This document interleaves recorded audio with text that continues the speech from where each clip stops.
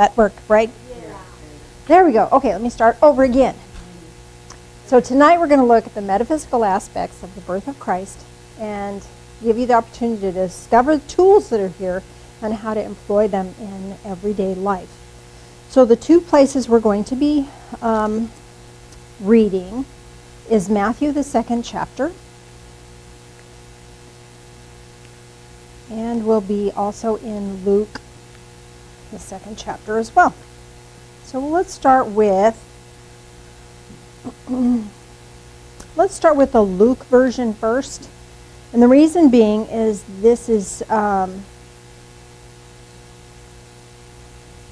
more of a chronological order to read Luke first in order of occurrences.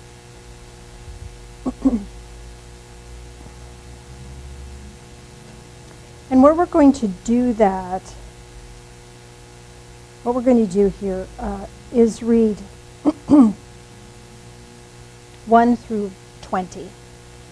So we'll just take a couple of verses around, if you would be willing to do that. Luke chapter 2, verses 1 through 20.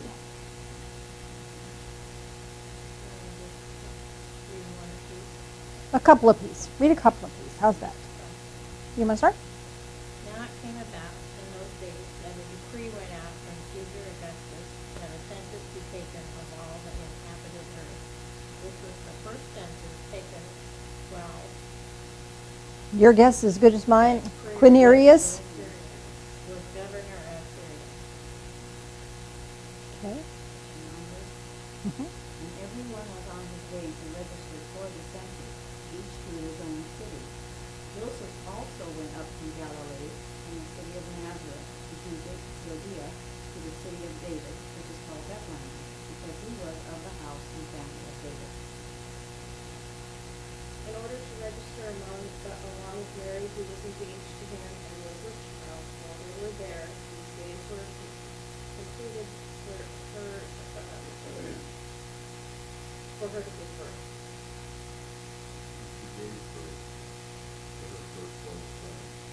She wrapped it with cloth and raised him in a manger, because there was no room for them in the inn. And there were in the same country shepherds about in the field, keeping watch over their flocks at night. And lo, the angel of the Lord came upon them, and the glory of the Lord shone around them, and they were sore afraid. And the angel said unto them, Fear not, for behold, I bring you good tidings of great joy, which shall be to all people. For unto you is born this day in the city of David a Savior, which is Christ the Lord. And this shall be a sign unto you. You shall find the babe wrapped in straw and sorrows, lying in a manger. And suddenly there appeared with the angel a multitude of the heavenly hosts, praising God and saying, Glory to God in the highest, and on earth peace among men, the King is pleased. When the angels had gone away from them into heaven, the shepherds began saying to one another, Let us go straight to Bethlehem then, and see this thing that has happened, which the Lord has made known to us. And they came in haste and found their way to Mary and Joseph and the baby as he lay in the manger. And when they had seen this, they had made known the statement which had been told to them about this child. And all who heard it were moved at the things which were told them by the shepherds. But Mary treasured up all these things, pondering them in her heart. The shepherds went back, glorifying and praising God for all they had heard and seen, just as had been told them. When the 8 days That's had fine. passed before his circumcision, his name was then called Jesus, the name given by the angel before he was conceived in the womb. Wonderful. Now let's go back to the Matthew version. Hi, Toby, are you going to help out here?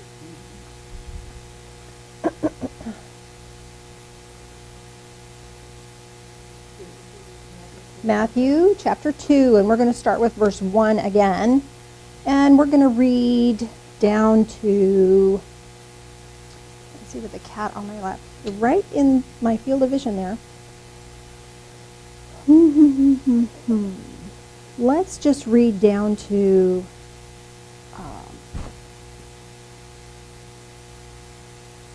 We'll read down to 12. We may add more, but let's read down to 12. So you want to start with a couple of verses there? After Jesus was born in Bethlehem of Judea in the days of Herod the king, Magi in the east of Ireland heard that the Jerusalem said, "Where is he who has been born King of the Jews? For we saw a star in the east and have come to worship him." When Herod the king heard this, he was troubled, and all Jerusalem with him. Gathered together all the chief priests and scribes of the people to inquire of them where the Messiah was to be born. They said to him, "In Bethlehem of Judea, for this is what has been written in the prophet. And thou, Bethlehem, in the land of Judah, art not the least among the princes of Judah, for out of thee shall come a governor, that shall rule my people Israel." Then Herod, when he had privily called the wise men, inquired of them diligently what the star is, what time the star is. And he sent them to Bethlehem and said, "Go and search diligently for the young child, and when you have found him, bring me word again, that I may come and worship him also." And hearing the king, the winter rose, and the star which they had seen in the east went on before them until it came and stood over the place where the child was. When they saw the star, they rejoiced, exceedingly with great joy. And they came into the house and saw the child with Mary, his mother, and they fell down and worshipped him, and opening their treasures, they presented to him gifts of gold and frankincense and myrrh. And having been warned by God in a dream not to return to Herod, they departed for their own country by another way. So let's hold that right there. So much going on here.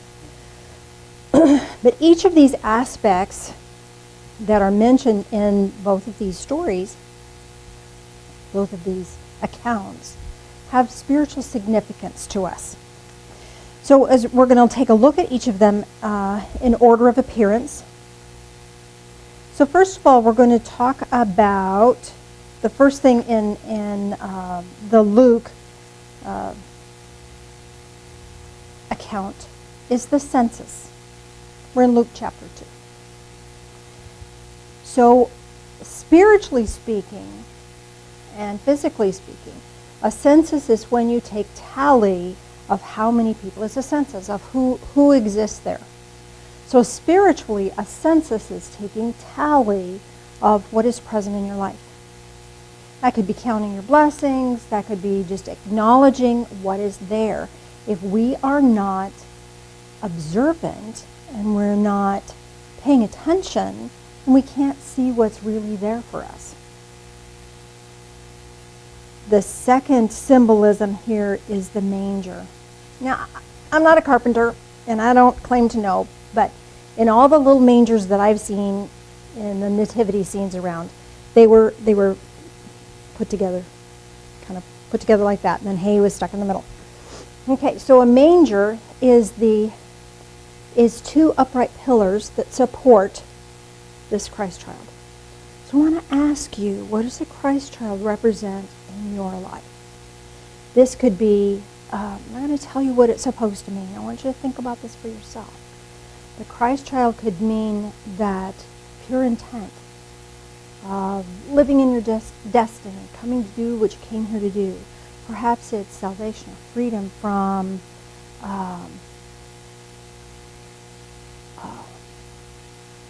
that burdensome judgment of being that self-criticism. So ponder in your heart what that might mean for you. I'll share with you what it means to me. It may not mean the same thing for you. And whatever comes up for you is what's right for you. But for me, that Christ child presence has a lot to do with my innocence, my spiritual innocence. Because he was here to save us from all of that, all the judgment and all the criticism. So he came to seek and save that which was lost. And what's lost is our spiritual innocence.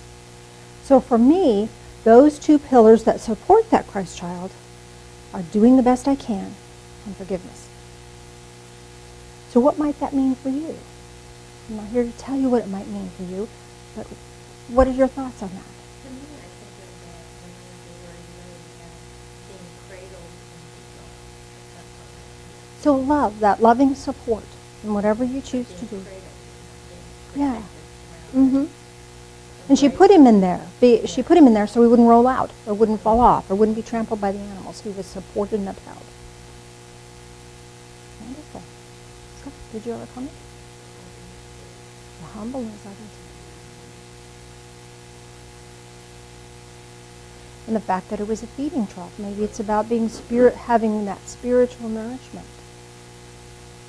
So ponder these things in your heart and see what that might mean for you. See what that might mean for you. Then next in this story was the shepherds. Now, let me throw this as a thought out for you. If our thoughts are like sheep, what might the shepherds be? If our thoughts are like sheep, what might the shepherds be? What would guide and guard our thoughts? Let me throw out here a thought for you. I want you to ponder this, and it may not ring true for you. You may have something totally different in your heart, in your awareness that fits for you. But let me throw this out for you. If our thoughts are sheep, and they can just get scattered anywhere, especially when they're fearful, sheep just go, they run. What if the shepherds represent to us our core beliefs? Because if our core beliefs are, nobody likes me, then that's what our thoughts are going to follow. If our core thoughts or our core beliefs are, I am doing worthy work, then our thoughts are going to follow that and be protected by that. So ponder in your mind, ponder in your heart where your thoughts go and what shepherds your thoughts. What are the core beliefs that support, uphold, and direct the thoughts that get scattered? Because let's face it, they can go down the bunny trails, can they not? And they can get lost and run rampant when we just let them run riot. When we have that focused intent in our heart of here's who we are and those guiding principles within us, then the brain becomes a worthy servant, and it will direct us and give us information and help us perceive the world around us based on those core beliefs. So what are the core beliefs that uphold you? What might be a good core belief to have, to invite to shepherd your thoughts? What do you think? Am I making any sense at all?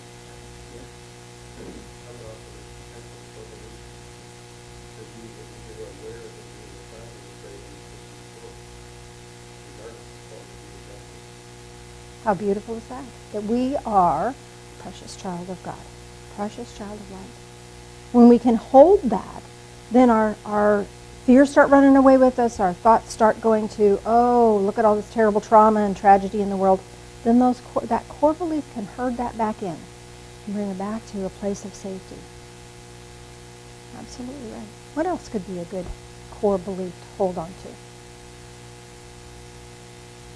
Do you think? Do you ponder? Loved. And when we can hold on to the core belief that we are loved and we're precious, then that helps us in every aspect of our life. And if we can hold on to those core beliefs in everything that we do, then the mind can give us the things that are necessary to keep us clothed and healthy and warm and dressed and all of those sorts of things and fed. So then the mind can be this willing servant. But when we just let the mind run wild, it can get us all tangled up in all sorts of things, can it not?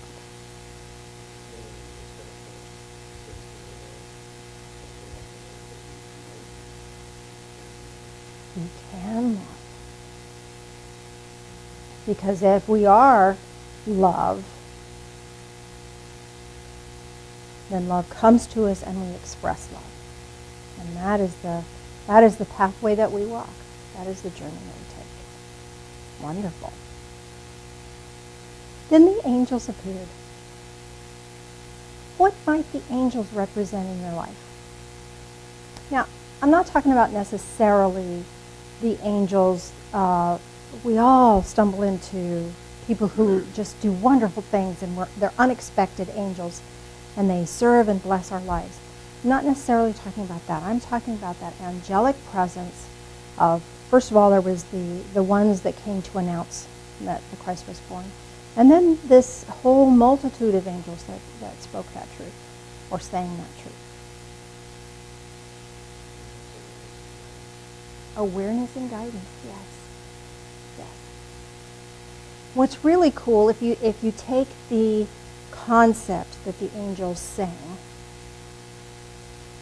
this guidance that you're talking about, this announcing the presence of God in our lives every day, from here on, from now on, in this moment, and in every moment, this also reminds us that we have a soul song and that there are spiritual beings that sing it to remind us who we are. And that soul song is who we are, and it's the truth of who we are. And that truth of who we are isn't what we have done, right, wrong, good, or bad. It's not what pattern of faith that we say we adhere to, right, wrong, good, or bad. It is that essence of love and light that we express in this world. And we are unique. Each one of us has this unique presence that you came here to do something only you can do. And you may not even know you're doing it. You may bring a smile to people, and you may not even know that you're doing it. But it doesn't mean you're not doing it. So here's this divine presence. The angels are always in the presence of God. And they are expressing to us not only God's love and God's support for us, but they're also singing in harmony with our soul song and helping us remember our soul song. How beautiful is that? How beautiful is that? And the result of that, verse 14, glory to God in the highest, and peace on earth among men with whom he is pleased. So that brings us peace. And when we're at peace, then the divine, the Creator, is glorified. It's a beautiful thing. People can see that. And there's great joy in that. Any other comments on that? I'm going really quickly here, and I apologize. I encourage you to come back and ponder this on your own. I'm sure there's probably something you'll catch. Now let's look at the Magi, the 3 wise men. And what were the 3 gifts that they brought?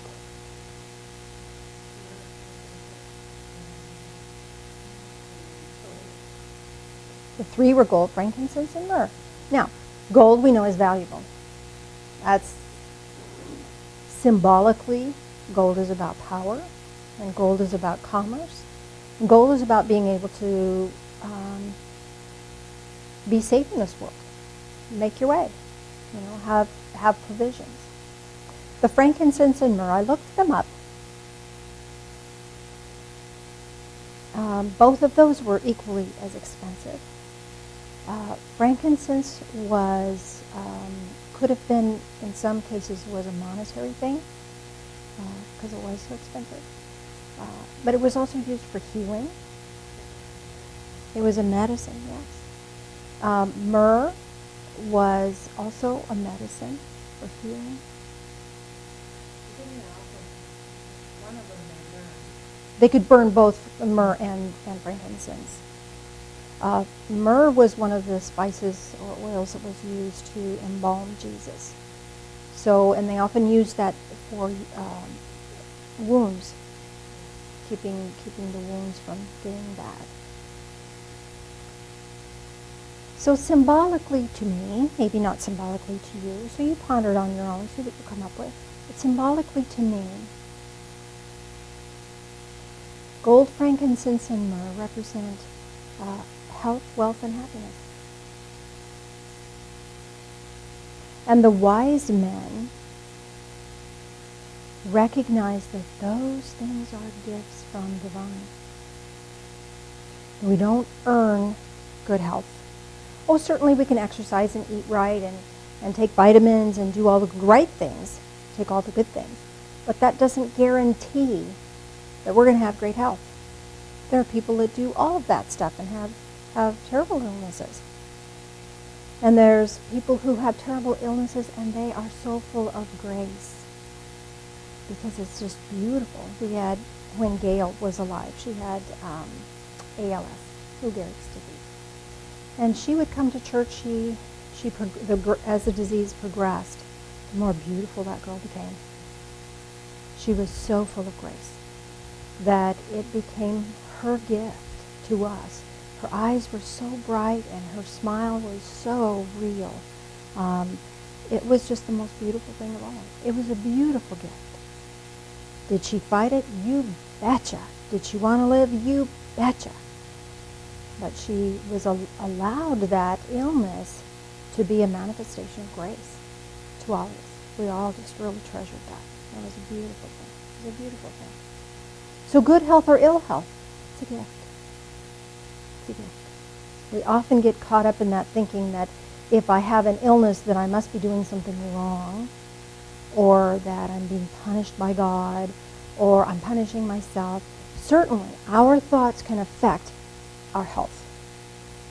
Our faith can affect our health.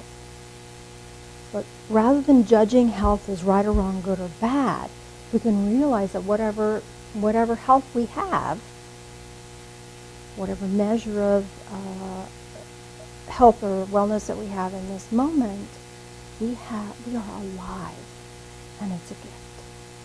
It's a blessing, and it's a gift. And as we experience this life, whether we're well and healthy or we have hardships in that area, it's a blessing, and we can be a blessing. Because sometimes it's a blessing to let others help us. So too it is with our finances, with our wealth. And so too it is with our emotional state of being, that wellness, that feeling, that happiness. I've seen people in the worst financial, devastated state of being, and they're happy. And I've seen rich people who were miserable. Because whatever state of being we're in, whatever the finances look like for us, when we recognize that it is a gift, and again, this is not where we are, this is not our home, this is not our destiny. Our destiny, this is just a journey that takes us to that higher realm, that ascension. And if we can look at this journey, whatever it brings to us, as a beautiful gift, then more grace is gifted to us. Any comments on that? That's kind of a different perspective. You can shoot me later. No, don't. Please don't. So what does Herod represent? Herod wanted to kill the Christ child because he was afraid. Why was he afraid? Because he was called the King of the Jews. And so if he was the leader of the country and a king was born, he was out of there. So he had politically challenged here. It was all about power. So what has power in our lives that is wanting to destroy our spiritual innocence? It could be any number of things. And it could be different for us from one day to the next. Sometimes what destroys my spiritual innocence, well, like Sandy this morning was talking about, being busy. Rush, rush, rush, hurry, hurry, hurry. That can mess us up. Overextending ourselves, that can mess us up. And that steals the life out of what we do. Another big one for me is duty and obligation. Told you the story before where Bill and I attended another church, and we gave and we attended church and we attended the little meetings that we had during the week, and we volunteered for this and volunteered for that. And as soon as we joined this little group, lay pastor group, all of a sudden all of those things became a duty, a responsibility. Sucked the joy right out of it. So Herod is the joy stealers in your life. Now I'm really grateful for that. Like Dan and I were talking earlier today. Was it you that I talked to about this? That was the event that caused me and Phil to break away and say, there's got to be something else out there. And there wasn't. So, well, why don't we just see if anybody wants to meet with us? Because we think it could be it could be different. It could be better. Sure, spin it up. When you talk about the idea that this is something example, stealing the life out of what we do, as authors of the different stones, as authors of things like this, you can go a cover to the talent and try to steal the life out of who you are. Because this is something that what we do.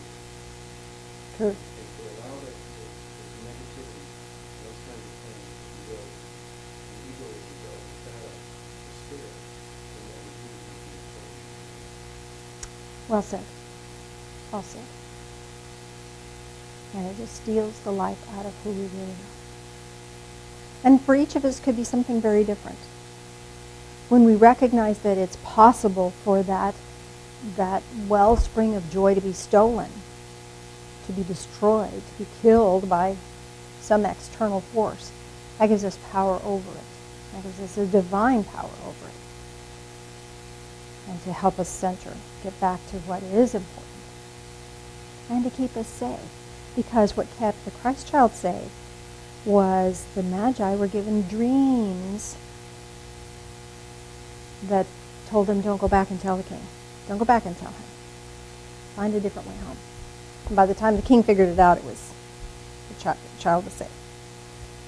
So knowing that when we allow ourselves to be empowered for that joy, then we're guided. We're guided in dreams, and we're guided by the people in our lives who will just step up and help out. That's when those everyday angels really come to play. Let's talk about the star. Don't you just love that star? I wish I'd seen that star. That just has always intrigued me. I love this star. Star on the top of the tree. Some people put angel on top of the tree. Whatever you do. But I always loved that star. I'm thinking what it must have looked like in the night sky. And how in the world could they follow it? And how did it sit and stand over whatever? It just baffles the mind. I just think it's just amazing.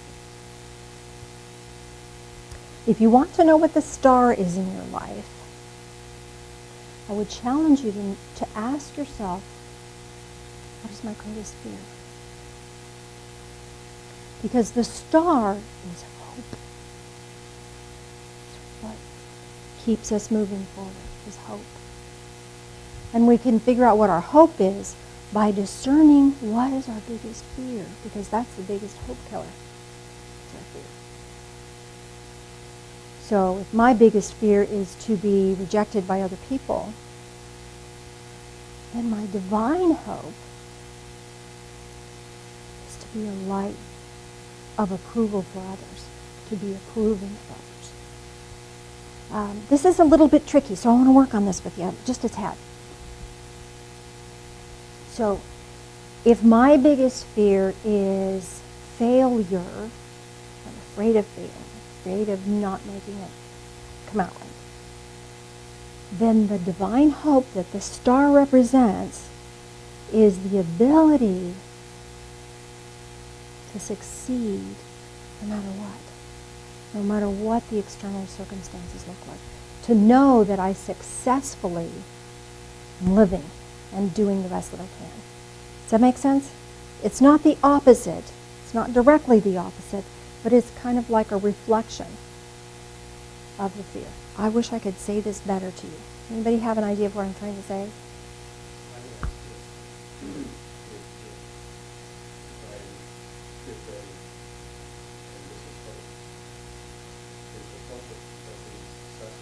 No. About who I am or what I do. Because No. if I'm afraid of failure, that's almost a reflection of what I'm going to do. Right. It's a judgment. So the divine hope here is not that I hope that I always get it right. It's the hope that I always can learn from whatever I do. Absence of judgment. So what might be, I don't want you to necessarily talk about your fear necessarily. I don't want to put you too vulnerable out here, but what might be another fear that someone could have?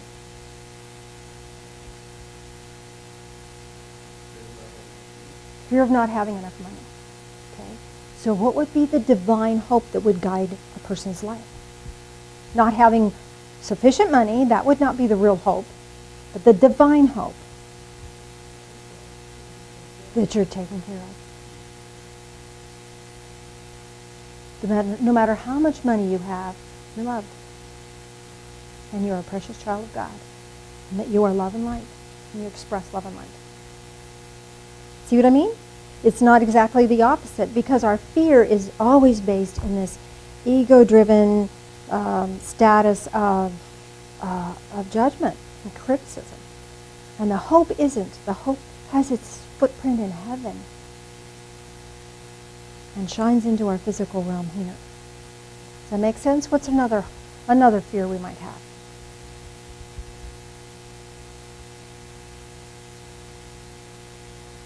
Fear there's not enough time. How about that? So the divine hope would be that I'm making use of the time that I have. That I'm doing the right thing. I'm doing the best that I can in this moment. What could another fear be? Illness. I'm afraid of being sick. I'm afraid of getting sick. So what would the divine hope be?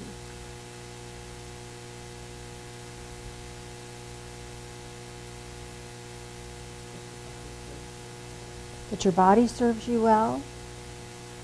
Seems to be like there might be a little more with that. How about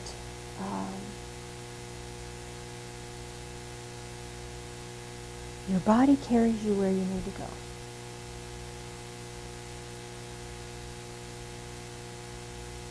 And that you're on a divine journey in physical form. And your body is going to carry you right where you need to go.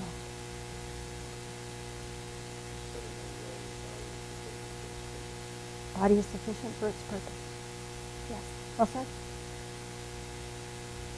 And when we have that hope is going to guide health, wealth, and happiness, the three wise men, into our lives. Without hope, it's really a difficult journey. It's a really difficult journey. So this is the key here, is having that hope and knowing that hope has its foothold in heavenly places. That star wasn't a mule on the ground leading them the way. It was a star in heaven. So divine light will guide you. Divine hope will guide our lives. Not just the hope of an absence of a pain, but the real hope that brings us joy and brings us comfort.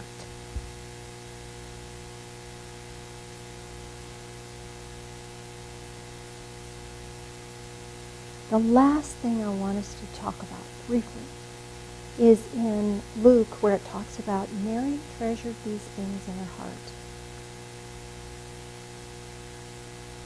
Yes, I'd like you to ponder this stuff. Yes, I'd like you to think about it.